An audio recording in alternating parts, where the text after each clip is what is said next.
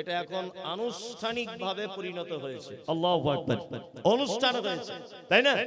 এই যে 14ই ফেব্রুয়ারি আপনারা দেখতে পাচ্ছেন, আর দুই একদিনের ভিতরে 14ই ফেব্রুয়ারি ভ্যালেন্টাইন্স ডে, তাই না? একটা গোলাপ নিয়ে একজনের হাতে আর একজন দিবে 500 টাকা খরচ। তার মানে ও নারীকে এমনি ভালোবাসে না, 14ই ফেব্রুয়ারিতে ভালোবাসে। আল্লাহু আকবার। এটা একটা বিদেশের মানুষদের রীতিনীতি মুসলিম ঘরে পর্যন্ত পৌঁছে গেছে। যায়নি? যায়নি। এর ইতিহাস হচ্ছে এই যে 200 খ্রিস্টাব্দে রোমানের বাদশা একটা বিল পাস করেছিলেন। রোমান খ্রিস্টানদের বাদশা তিনি একটা বিল পাস করেছিলেন পার্লামেন্টে 200 খ্রিস্টাব্দে।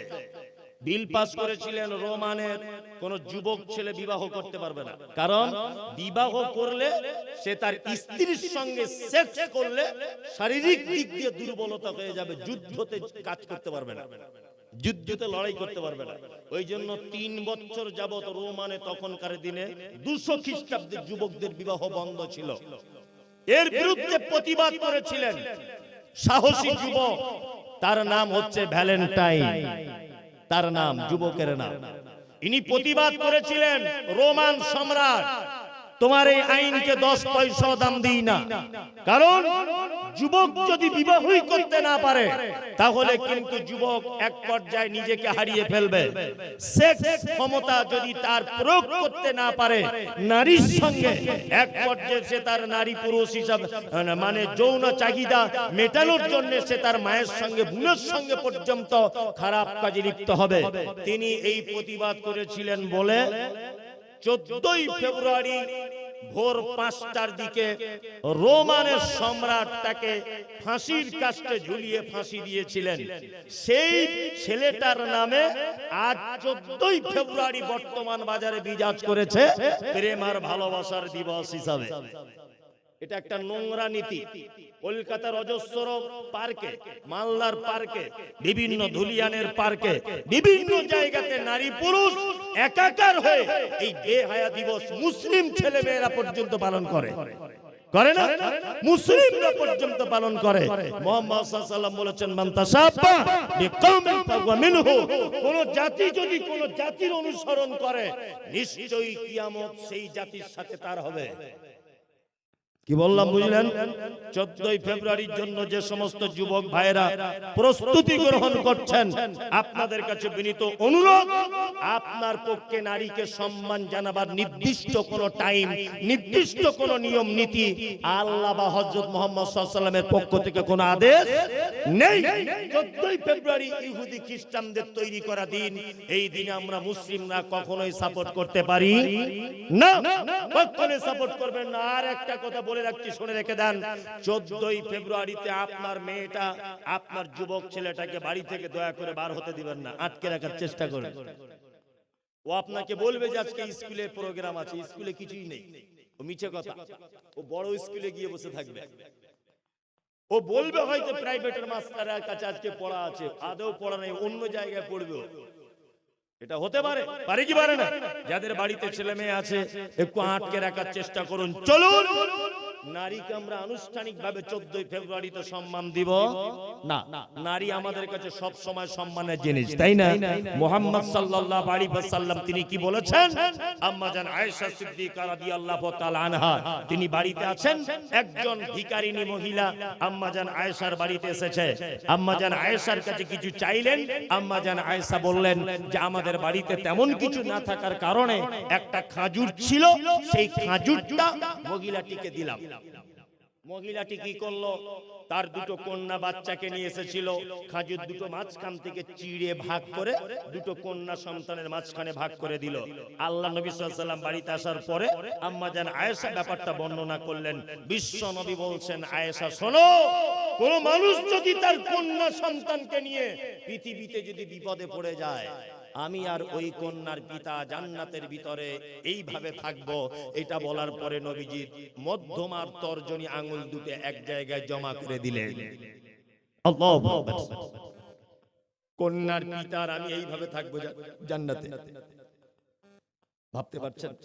ওই জন্য আমি বলি, কি বলি, যে আপনার বাড়িতে সব থেকে ভালো যেটা খাবার ওটা আপনার বেটিকে খাওয়াবেন, বাজারের সব থেকে দামি জামাটা আপনার বেটির জন্য কিনে আনবেন, বাজারের সব থেকে দামি ক্যাডবেরিটা আপনার মেয়েকে খাওয়াবেন, ফেরিওয়ালাদের কাছে সব থেকে মূল্যবান জিনিসটা আপনার মেয়ের জন্য কিনবেন। কারণ আপনার মতো ভাগ্যবান পুরুষ আর কেউ আছে যে আল্লাহর নবীর হাদিস, মেয়ের পিতা, কন্যার পিতা আর আমি মুহাম্মদ সাল্লাল্লাহু আলাইহি ওয়াসাল্লাম জান্নাতে এইভাবে থাকবো, তর্জনী আর মধ্যমা আঙ্গুল এক জায়গায় জমা করে দিলেন।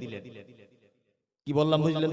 তবে যে কোনো বেটির বাপ নয়, বেটি ওদিকে জিন্সের প্যান্ট পরে আর টপ জামা পরে ওই ধুলিয়ান মার্কেটে ঘুরছে, ওই বাপ নয়। বাপেরও কোয়ালিটি থাকতে হবে, তাই না? বাপেরও কোয়ালিটি থাকতে হবে। মেয়েটা দিনদারিতা থাকবে, তার ভিতরে পরেশগারিতা থাকবে, আল্লাহ ভীতি থাকবে, তাকওয়া থাকবে তার ভিতরে অন্তরে, তাকে আল্লাহর দিকে বারবার মানে নিয়ে যাওয়ার চেষ্টা করতে হবে বাপকে। এই রকম বাপ যে তার কন্যাকে ইসলামিক নিয়ম অনুযায়ী বড় করে একজন সুপাত্রের কাছে তুলে দিতে পেরেছে, এই বাপ কিয়ামতের দিনে মুহাম্মদ সাল্লাল্লাহু আলাইহি ওয়াসাল্লামের সাথে জান্নাতে থাকার সুযোগ লাভ করবে। চলুন, ইসলাম সারা পৃথিবীতে যত ভালোবাসার জিনিস আছে সর্বপ্রথম পুরুষদেরকে বলছেন ভালোবাসতে গেলে একজনকে ভালোবাসো, দুইজনকে। কে? আবাউকুম। আমার রব বললেন সারা পৃথিবীতে যত দামি জিনিস রয়েছে তোমাদের মহব্বতের, তোমাদের কাছে তোমার বউ হতে পারে, তোমার কাছে তোমার স্বর্ণের অলংকার হতে পারে, কিন্তু আল্লাহ বলছে আমার কাছে সব থেকে ভালোবাসার জিনিস তোমাদের জন্য তোমার আব্বা আর তোমার মা, তাই না? আপনি বিছানায় পড়ে আছেন, ডাক্তার বলে দিয়েছে ব্লাড ক্যান্সার ৩-৪ মাসের মধ্যে মারা যেতে পারে। আপনার স্ত্রী এটা কানে ঢুকেছে, ওর আমার স্বামী মারা যাবে, দেখবেন ও আস্তে আস্তে আপনার সেবা যত্ন কমিয়ে দিবে, আর ফোনে ফোনে অন্য জায়গায় কট লাইন জুড়ে দিবে যে তুমি তো আর থাকছো না, তোমার পাল্লায় থেকে আর লাভ কি করবো, আমারও তো রাস্তা দেখতে হবে। হচ্ছে কি করছে না? করছে। আপনি 10 বছর বিছানায় পড়ে থাকুন, আপনাদের গ্রামে একটা মা কোনোদিন রাতের অন্ধকারে হাতটা তুলে বলবে আল্লাহ আমার বেটাকে তুমি তুলে নাও? বলবে না। আপনার পায়খানা পরিষ্কার করবে, আপনার পেচ্ছাপ পরিষ্কার করবে, আপনার গোসল করিয়ে দিবে, আপনি খাবেন না জোর করে খাওয়াবে, তবু আল্লাহর কাছে বলবে আল্লাহ আমার বেটাকে তুমি ভালো করে দাও। বলবে না? বলবে। আর তুমি মাত্র 2 মাস বাড়ির বাইরে ছিলে, এসে দেখছো ঘরের বউ নাই, কি ব্যাপারে? বলছে ভেগে গেছে, কোথায় খুঁজে পাওয়া যায় না। হচ্ছে কি হচ্ছে না? হচ্ছে। আল্লাহু আকবার। চলুন পিতামাতার সঙ্গে সদ্ব্যবহার করবেন। শুধু পিতামাতার সঙ্গে সদ্ব্যবহার না, আল্লাহ যেখানে আব্বা মায়ের কথা বলেছেন আল্লাহ নিজে সেখানে ব্যাখ্যা বিশ্লেষণ এবং নিজে তাফসীর করেছেন। আল্লাহ তাআলা বলছেন কি? ইয়াসআলুনাকা মাযা ইউনফিকুন কুল মা আনফাকতুম মিন খাইরিন ফালিল ওয়ালিদাইন ওয়াল আকরাবিন ওয়াল ইয়াতামা ওয়াল মাসাকিন ওয়া বনিস সাবিল ওয়া মা তাফআলু মিন খাইরিন ফা ইন্নাল্লাহা বিহি আলীম। বিশ্ব নবীকে জিজ্ঞাসা করা হচ্ছে, নবী আপনি বলুন সারা পৃথিবীতে আমরা যত জায়গায় দান করি, যত জায়গায় সাদকা করি, যত জায়গায় খরচা করি, উত্তম খরচা করার জায়গা কোনটা? আপনাকে জিজ্ঞাসা করা হলে আপনি বলবেন মসজিদে, আপনি বলবেন মাদ্রাসাতে, আপনি বলবেন ঈদগাহে, কিন্তু আল্লাহ বলছেন কুল, নবী আপনি প্রশ্নকারীদের বলুন মা আনফাকতুম মিন খাইরিন ফালিল ওয়ালিদাইন। একটা সন্তান পৃথিবীতে যত খাদে টাকা ব্যয় করে আল্লাহ বলছে সে তার আব্বা মায়ের জন্য যে টাকাটা খরচা করে এটা হচ্ছে পৃথিবীর শ্রেষ্ঠ খরচা করার জায়গা, শ্রেষ্ঠ খরচা করার জায়গা। কোন মাদ্রাসায় দান করে জান্নাত যেতে চাইছেন? কোন মসজিদে দান করে জান্নাত যেতে চাইছেন? কেন 5 লাখ টাকা খরচা করে হজ করে জান্নাত যেতে চাইছেন, অথচ আপনার আব্বা মা আপনার কাছে সেবা যত্ন পায় না? কিসের জান্নাত? রাসূল সাল্লাল্লাহু আলাইহি ওয়াসাল্লাম বলেছেন হুমা জান্নাতুকা ওয়া নারুকা, তোমার মায়ের কাছেই তোমার জান্নাত, তোমার মায়ের কাছেই তোমার জাহান্নাম। কাজে নাই, টাকা হয়েছে বলে 4-5 বার উমরা করতে যাচ্ছে। চাচা যাচ্ছে কোথায়? বলছি এবার আবার নিয়ত করেছি। মানে ওর এটা ধারণা যে মক্কা মদিনাতে মনে হয় জান্নাত পড়ে আছে, ওর এটা ধারণা।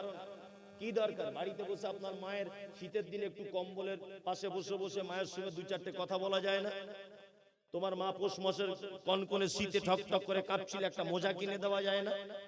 তোমার মায়ের মাথার তেল নেই, 4 ভাই আছো, একদম যুবক, 4 ভাই মিলে একটা তেলের বোতল কিনে দেওয়া যায় না?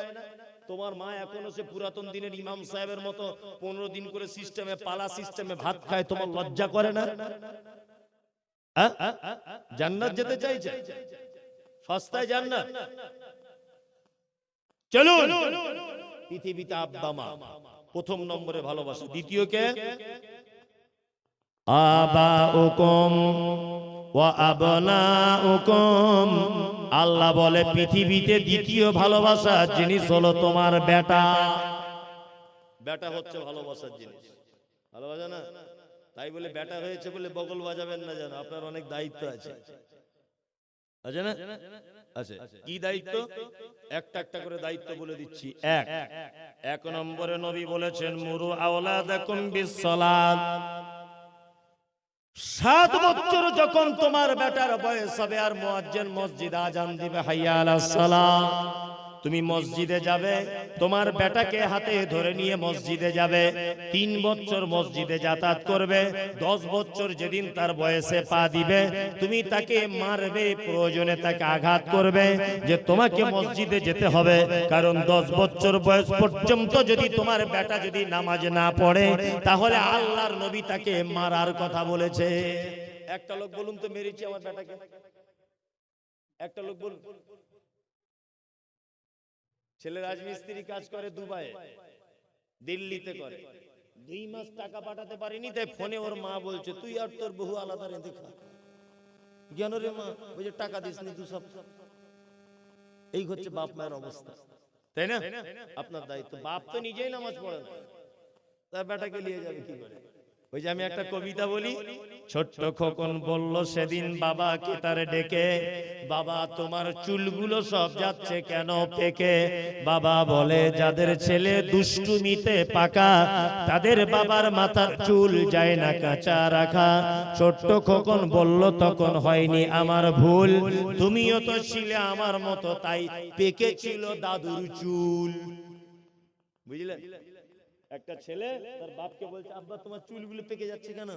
বলছে ওরে দাদের ছেলে খুব বদমাশ না, তাদের ছেলেদের টেনশন করে করে বাপেদের চুল পেকে যায়। তখন ছেলেটা বলছে তাহলে দাদুর চুল পেকেছিল কেন? তুমিও মাল্টিভিটামিন ছিলে, দাদুর চুল পাকলো কেন? কি বলছে বুঝতে পারছেন না? ছেলে আপনার দায়িত্ব হয়েছে, তাই না? ছেলের দায়িত্ব। তারপরে কি? আস্তে আস্তে 10 বছর পার হয়ে গেল, এখন আপনার কাছে টাকা চাইছে। আব্বা কি হলো? 10টা টাকা দাও, একটু চুল কেটে আসি। আপনি একদম 50 টাকা নতুন একটা লোট দিয়ে দিলেন, নতুন নোট ওকে দিলেন। ও চুল কেটে এসেছে ঈদের দিন রাতে, চাঁদ রাত্রের দিন। এই দিকে একটা কাটিং, এই দিকে এরকম, এই দিকে সাদা, এখানে কালো। তোর বাপ বলছে সত্যি সাংঘাতিক লাগছে বাপ তোর। মানে ওর বাপকে আগে গাছে বেঁধে পাছার চামড়া তুলতে হবে, তারপরে ওর বেটা। কি বলছি বুঝতে পারছেন? ছোট লোকের বেটা ছাড়া এরকম চুল কেউ কাটতে পারবে না। আর একেবারে গ্রামের অসভ্য ফ্যামিলির ছেলে ছাড়া এইরকম চুল আর প্যান কেউ পরতে পারবে? শালা প্যান পরেছে পাচার কাছে ছেঁড়া, টাকা দিয়ে ছেঁড়া কেন কিনবে? জিজ্ঞাসা যখন করতে যাচ্ছে এরকম কেন কিনলি, বলছে এইটাই চলছে মনি স্যার। তুমি কি বুঝবে? তুমি বুঝলে তুমিও কিনতে। কি আশ্চর্য ব্যাপার!